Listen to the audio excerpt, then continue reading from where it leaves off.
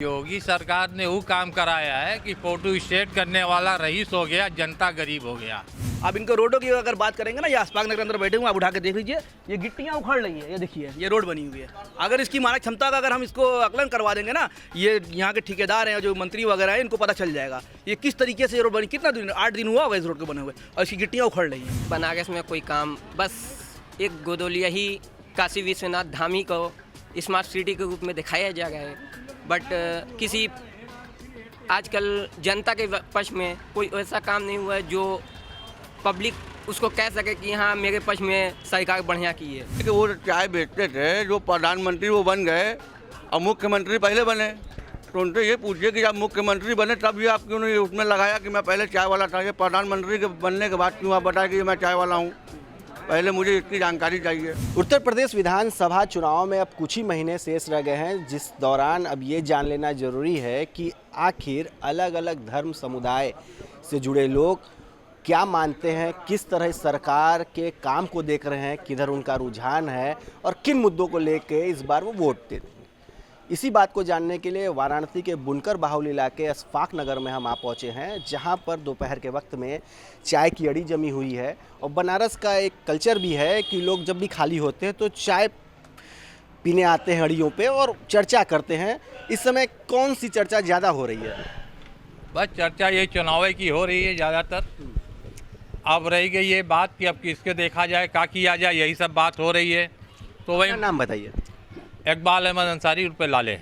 इकबाल जी, ये बताइए कि 4.5 साल का वक्त बीत रहा है, क्या काम किया है इस योगी सरकार ने? कुछ काम किया है? योगी सरकार ने वो काम कराया है कि फोटो स्टेट करने वाला रईस हो गया, जनता गरीब हो गया।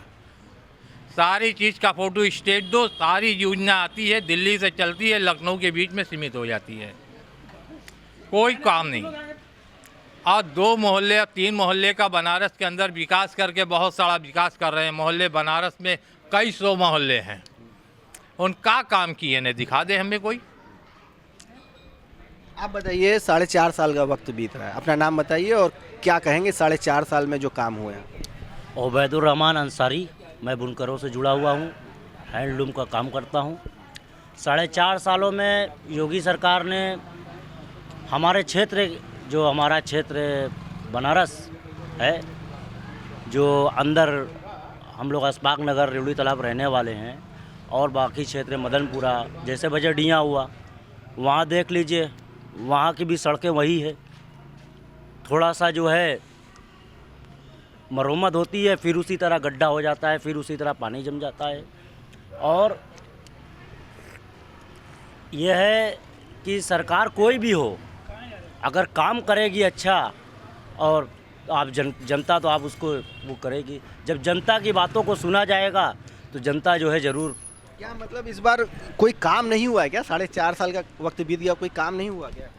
इस टाइम बनारस में कोई काम, बस एक गोदोलिया ही काशी विश्वनाथ धामी को स्मार्ट सिटी के रूप में दिखाया जा रहा है, बट किसी आजकल जनता के पक्ष में कोई ऐसा काम नहीं हुआ है जो पब्लिक उसको कह सके कि हाँ मेरे पक्ष में सरकार बढ़िया की है।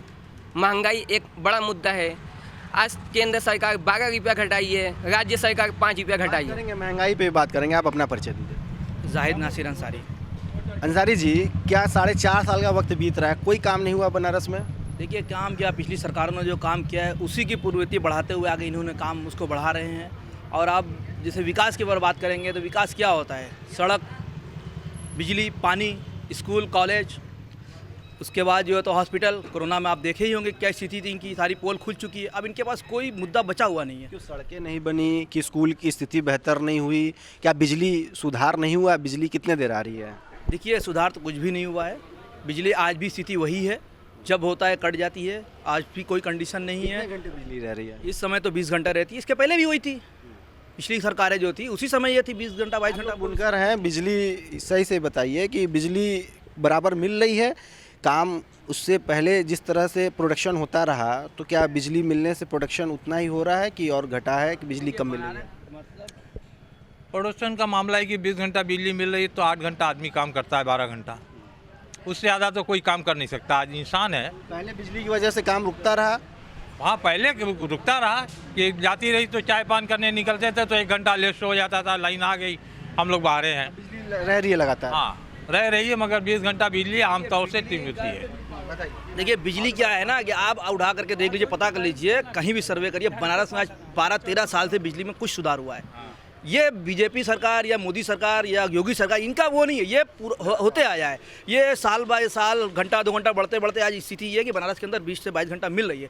ये क्रेडिट अपने ऊपर लेंगे, ये झूठों की सरकार है, ये अपने ऊपर क्रेडिट लेने का ये इनका षड्यंत्र है। ये जो एक चलन चला हुआ है ना कि दूसरों को चीज़ अपने इस्तेमाल करने का, ये वही है।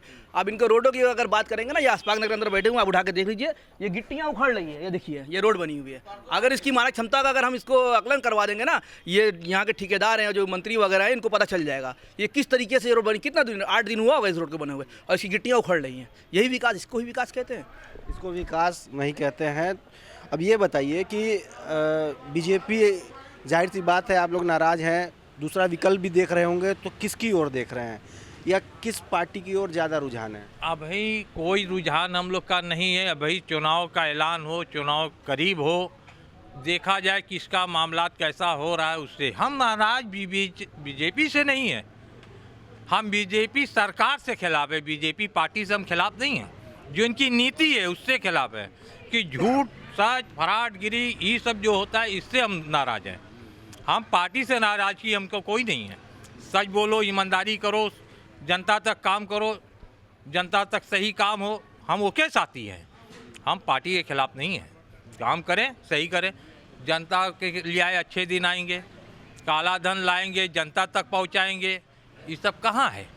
कहाँ है ये सारी चीज़ें हैं जो वादे किए थे पूरे हुए? बीजेपी के बाद अगर कोई विकल्प देख रहे हैं तो किसको देख रहे हैं? ऐसा है, जहाँ सरकार की बात किया जाए तो यही कहेंगे हम एक ही बात, हमारे पास ज़्यादा बातें नहीं हैं। सरकार कोई भी हो, अगर हमको लाभ देती तो हम वो भी बात ज़रूर कहते कि नहीं, हम बुनकरों की भी बातों को सुना गया या हमारा भी ये काम हुआ। हम लोगों का, हम तमाम लोग जो महंगाई के लेके काफ़ी परेशान चल रही इस समय, और हर चीज़ों से महंगाई के लिए हम टूटे हुए हैं। बीजेपी या अन्य पार्टी, किसकी तरफ ज़्यादा, आप युवा हैं बताइए, किसकी तरफ ज़्यादा रुझान है, किसकी तरफ रुख है आप?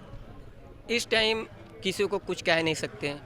जो जनता हित और युवाओं के लिए, जो महंगाई को कम करने के लिए, हर किसी की परेशानी जैसे जनता के पक्ष में काम करने के लिए कि युवाओं को रोज़गार दे, तो वो सरकार बेहतर होगी। योगी सरकार ने 2 लाख पर ईयर क्या नाम है नौकरी देने का वादा किया था, आज जो कि सरकार कुछ नहीं दिखा पा रही है। इससे युवाओं में बहुत दिक्कत है। युवाओं में काफ़ी दिक्कत है। आप बताइए कि और विकल्प के रूप में किसको देख रहे हैं आप? देखिए विकल्प के रूप में क्या है, हम बुनकर हैं, हम बुनकरों की कई मांगे हैं। जिसे हमारा सबसे बड़ा मुद्दा ये है, आज महंगाई बढ़ती जा रही है इस कदर, सरकार इसके लिए कुछ सोचे कि बुनकरों को किस तरीके से इनकी मजदूरी बढ़े। रेशम आता है, हम लोग साड़ी बनाते हैं, रेशम आता है विदेश से, चाइना से आता है, कोरिया से आता है। इस समय इतना ज़्यादा एक्साइड ड्यूटी लगा है, चाइना से आए दिन कंप्रोमाइज़ चल रहा है, लफड़ा चल रहा है, तो उसकी वजह से क्या है, आए दिन रेशम का दाम बढ़ता जा रहा है। इसके लिए बुनकरों को बहुत दिक्कतें हैं। और बुनकरों की कई स्कीमें पूर्ववर्ती सरकारों ने जो दी थी, सरकारों ने, या इतना बड़ा विभाग बना हुआ हैंडलूम विभाग, वहाँ पे कई स्कीमें थी, 20-25 स्कीमें थी, जो माननीय मोदी जी और योगी जी के डबल इंजन सरकार है। सारी स्कीमों का आप जाइए हैंडलूम विभाग के अंदर पता करिए, कोई स्कीमें इस समय लागू नहीं है, केवल कागज़ के ऊपर धरातल पे काम चलता है। इतनी बड़ी सभाओं करके बुनकरों के लिए इतना बड़ा प्रोजेक्ट बना करके इन्होंने जो तो ऐलान किया, लेकिन आज भी कोई। आप लोग बताइए, आप लोग भी बुनकर हैं, तो कोई काम ऐसा हो रहा है, कोई स्कीम का फ़ायदा मिल रहा है आप लोग को? जी सर, मैं तो यहाँ नहीं रहता हूँ फ़िलहाल, मैं तो दिल्ली से आया हूँ, बहुत साल हो गया छोड़े हुए बनारस। छोड़ दिया आपने?